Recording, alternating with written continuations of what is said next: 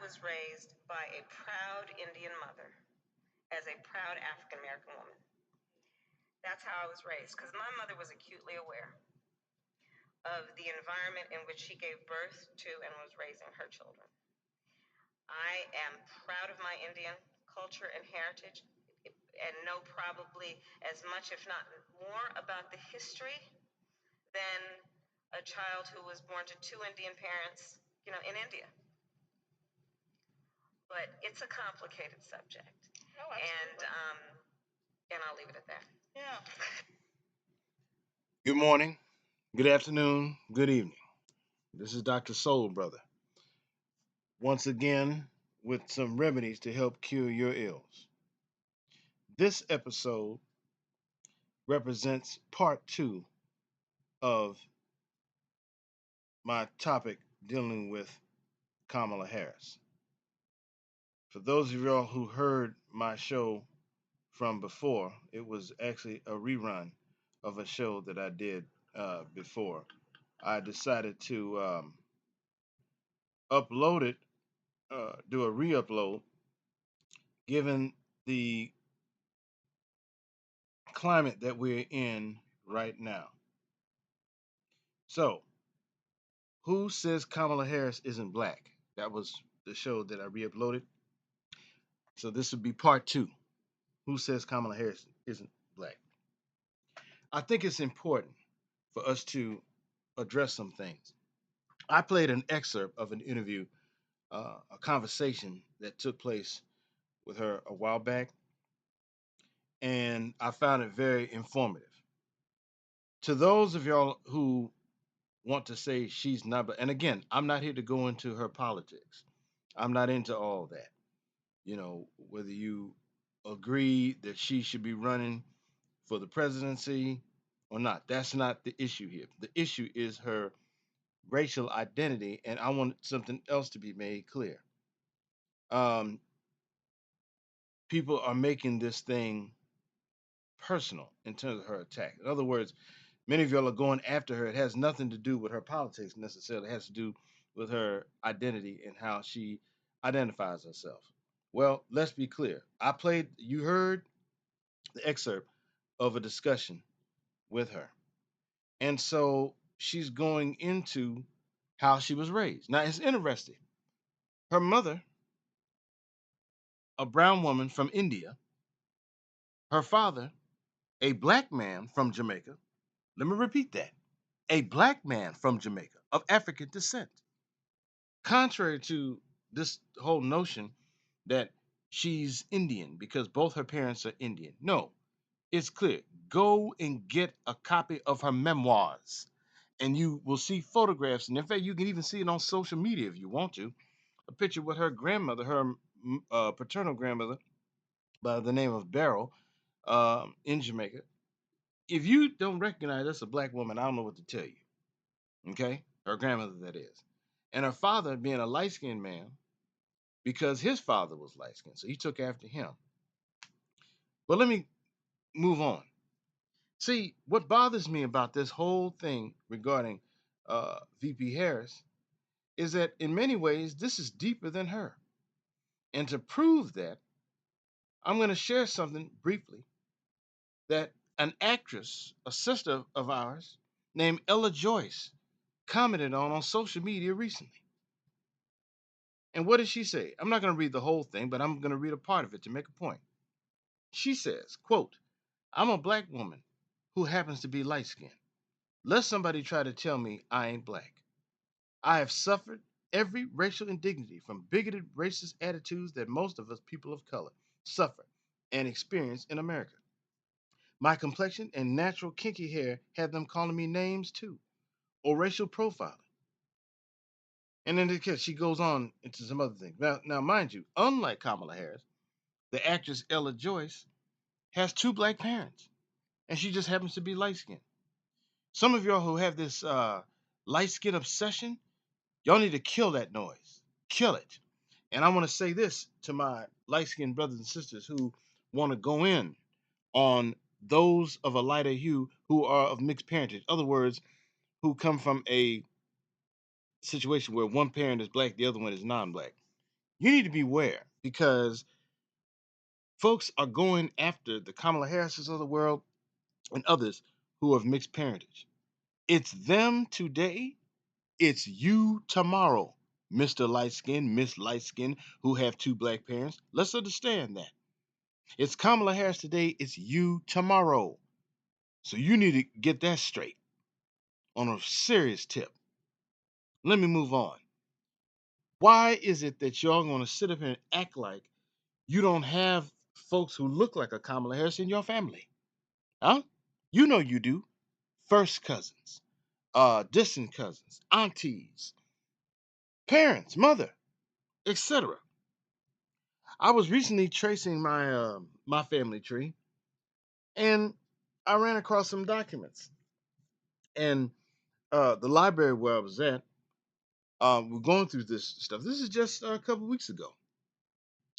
And one of the things I noticed on the census, on a couple of census, referred to a couple of ancestors in my family as mulatto. Well, I found this out. Because they referred to as mulatto on the census, going back to the early 1900s, doesn't necessarily mean that they were mixed parentage, had a black parent and a white parent necessarily. Sometimes the person who would come to the home doing the census, they looked at the person who happened to have been light skinned and there was automatic assumption, oh, okay, they must be mixed. So that may or may not be true. But the point is, back in the day, here in these United States, you were black. Period. Frederick Douglass, black man. Huh? Yes. What's my man? Booker T. Washington, same thing. White daddy, black man. You ever seen the real Chicken George? He was an ancestor of Alex Haley. Now you look at him, unless you knew his background, Massa Tom, you wouldn't necessarily know that his father was a white man. Okay? Let's be clear. But the thing is this, all this vitriol towards Kamala Harris, y'all making it personal, and it needs to stop because you're going in on people who are of mixed parentage, even when they are on the right side of history. You got a problem with that. Well, guess what? Dr. Soul Brother got a problem with that. Here's the thing, for you to go in on folk who are on the right side of history, that's a problem.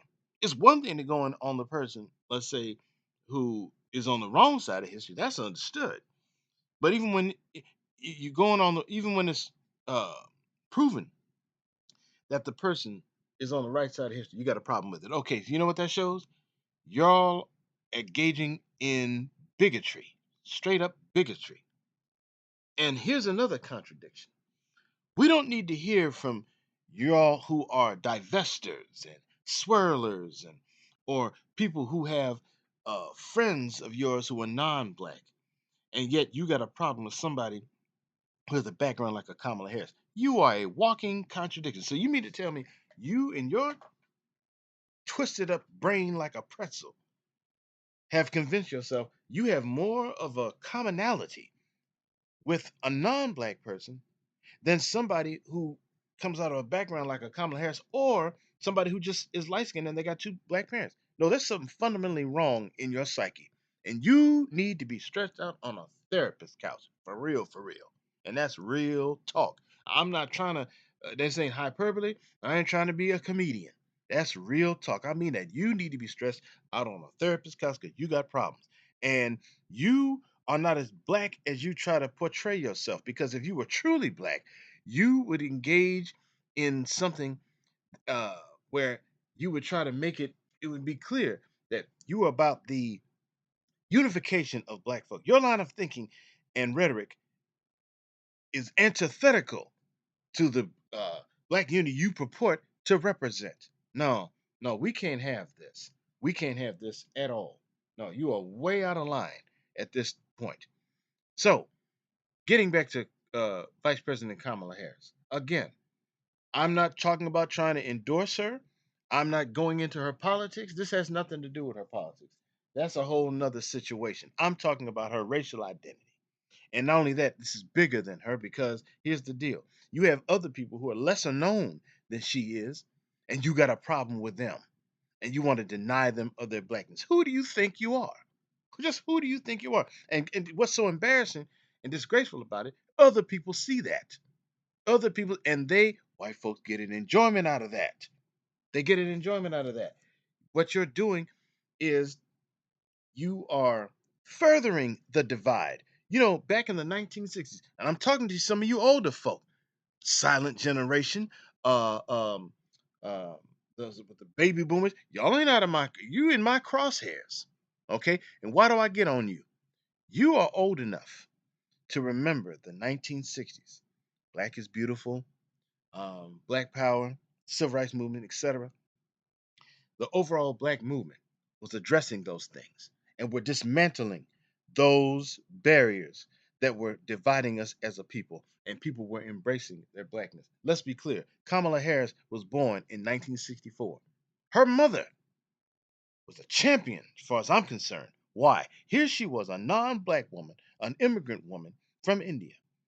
And you heard what Kamala Harris said at the beginning of my program, and that is her mother was the one responsible for helping to shape their Black identity. How did she do that?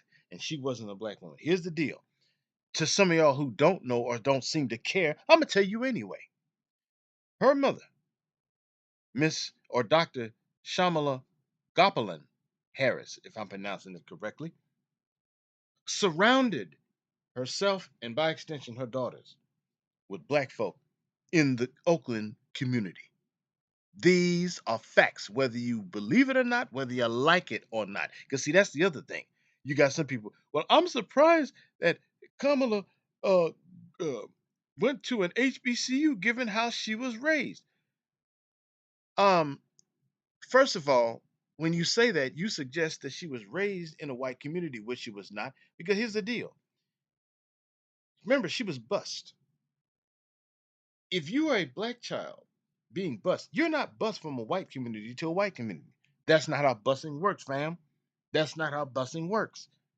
That the fact that she was part of busing alone informs you, or should inform you, that she was living in a Black community. But not only that, she had what we call in our culture play aunties, play uncles. So when you hear her reference Aunt Chris and Mrs. Shelton and all these other folk, those are Black folks in the community who she was surrounded with. Not only that, her mother, yes, her mother exposed her to the Indian culture. She got exposed to Black Jamaican culture. But guess what? She and her sister were basking. Let me underscore that point, basking in Black American culture. And to sit up here and act like folks coming from those kind of backgrounds are cosplaying is beyond ridiculous. Okay, so guess what? Watch this. Now, these two people I'm going to reference were not of mixed parentage, but that ain't the point. Actress Cicely Tyson, may she rest in peace. Born and raised in New York, parents from where? Nevis in the Caribbean. You gonna get on her? Esther Rolle, the actress who played several shows, but the main one we all know her growing up on was what? Good Times, which is an offshoot of Maud's show. Played Florida Evans. Many of us were not even aware that she had island roots until many years later, especially after her passing. Her parents were from uh, the Bahamas. Okay, she was very familiar with Black American culture. Let's not get this thing twisted, and let's not engage in nativism, because this is what's happening, and this is a problem, and I don't like that, and that ain't cool at all. But getting back to VP Harris, she's familiar with Black culture. She has acknowledged, and other people have acknowledged, that a lady by the name of Christine Simmons in the Oakland area, who was a play auntie to her, um, what did she do? She was active in Oakland in Alpha Kappa Alpha Sorority Incorporated. This is a woman who pledged Alpha Kappa Alpha at Howard University in, I believe, 1950, somewhere in the early 1950s, but I believe 1950. Well, this was a play auntie to her. So she helped to inspire Kamala Harris to go to Howard and pledge AKA. And let's be clear, VP Harris, it's because of her where there's been this chatter talk about HBCUs and black fraternities and sororities. And this is no disrespect with what I'm about to say, but here's the deal. While we had uh, President Barack Obama and his first lady, Michelle Obama, neither of them went to HBCUs and neither of them are part of the Divine Nine. Okay? But that's one of the significant things about somebody like Vice President Kamala Harris. She represents the HBCU experience. She represents the Divine Nine experience in terms of her being initiated into Alpha Kappa Alpha Sorority Incorporated. That's part of the Black American experience. Are we going to sit up here and deny somebody like that? Um, with that, what are you talking about? No, this has gotten out of control, way out of control. So we need to get that straight. Install her out. Dr. Soul Brother saying it publicly right now, right here and now, to back off at this hour.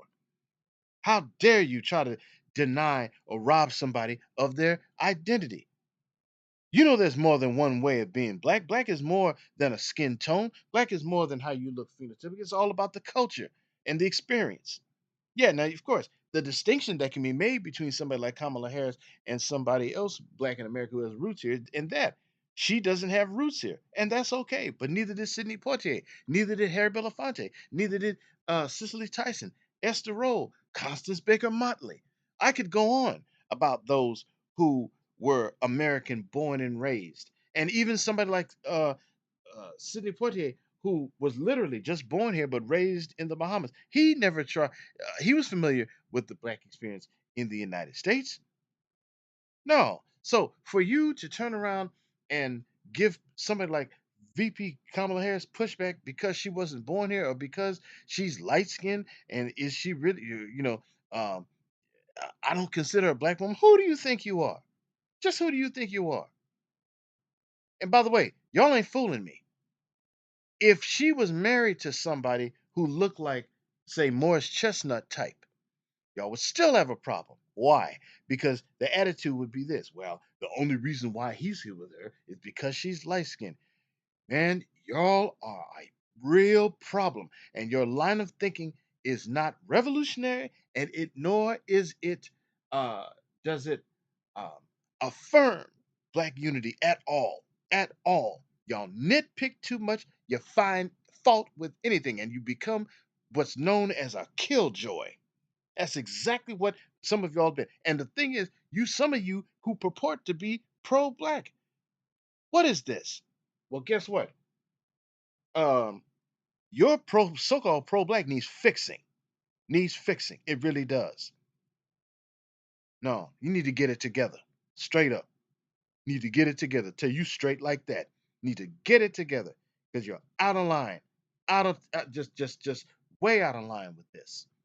No, like it or not, somebody like, because again, even though VP Harris is the topic, this goes beyond. I just read to you what actress Ella Joy said. See, I knew this was eventually going to happen. That eventually those of a lighter hue were going to start reacting and giving pushback, and rightly so, because in many ways this goes way beyond Kamala Harris. This goes way beyond if you have one black parent and a non-black parent. No, this right here goes way beyond that. Way beyond that. You've gone too far. And I'm telling you, if this continues, I'm telling you right here and now, this will backfire and bite folks in the behind. Trust and believe when I tell you this. Okay? So there needs to be some self and personal inventory as it relates to this subject matter. And that's real talk. Okay, so you know that there are people with, if you listen, if you black in America, you know good and well there are people in your family. It don't matter whether it's first cousins or distant cousins, folks in your family who look like this. And here's the thing: this kind of attitude towards Kamala Harris, you're doing it because she's a woman, because she's a black woman. That's what this is. So when somebody who um, says, "Well, as a black woman, I did was well, you're not one of us. You're not black. Okay, right now, you need to be put on time out, and you need to seriously engage in self or personal inventory. That's gone far enough. Far enough. Okay? So this thing about Kamala Harris being black, yes.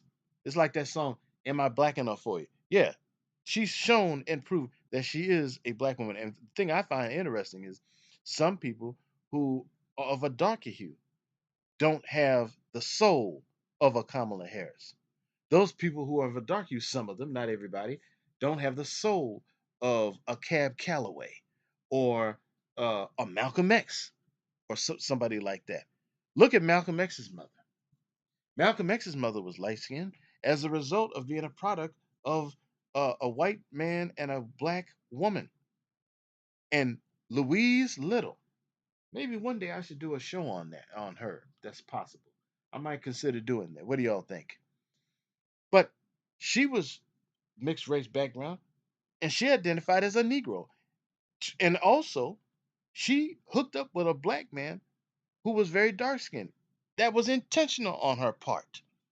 So she affirmed black love, which is more than I can say for some of y'all. And I'm telling you, you need to really drink a tall glass of act right. Because if this kind of attitude continues, we will never be able to move the goalpost.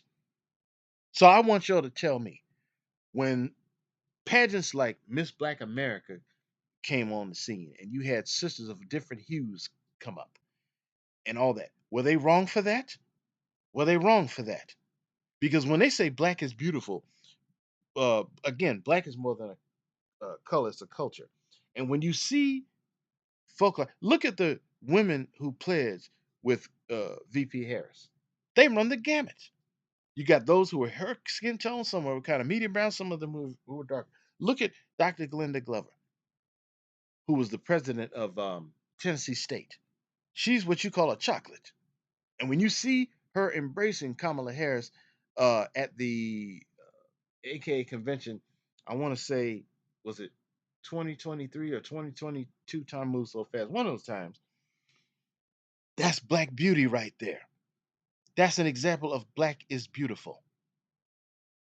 So again, if you're really serious, you're for real about uh, uh, pro-blackness and the unification of black folk, you need to look at that and have develop a far more nuanced outlook as it relates to blackness. Okay, let's be real about this. Well, anyway, I'm gonna end it here, and I think people who know VP Harris and her track record speaks for itself. This is not somebody who did not identify as black until she got to Howard University or did not identify as black while at who goes to a HBCU, pledges a sorority, and not claiming their blackness. Who does that? Somebody tell me. Somebody tell me. So, you know, do your homework before you get to running off at the mouth talking crazy. So anyway, hit the subscribe button, hit the comment button, see what you're saying. Please, nobody's gotten back to me yet about StreamYard and how I can get a StreamYard where we do live shows. I'm wanting to do a live show. These recorded shows, that's fine and all, but I want to do live because I want to be able to gauge people. And wouldn't that be something? What do you think? You think it would be good if we had VP Harris on as a guest? I'm welcome. I'd be more than uh, glad to see something like that go, and maybe get a chance to engage her. Who knows? You never know. So hit the subscribe button, hit the comment button, and pass the word along to your friends about my show. And if any suggestions for any future shows, please let me know. I'm open for that. But just don't come in here talking crazy and out of order because I will block you. You hear? I will block you. Anyway, let's continue on, get it together. And until the next time, God bless.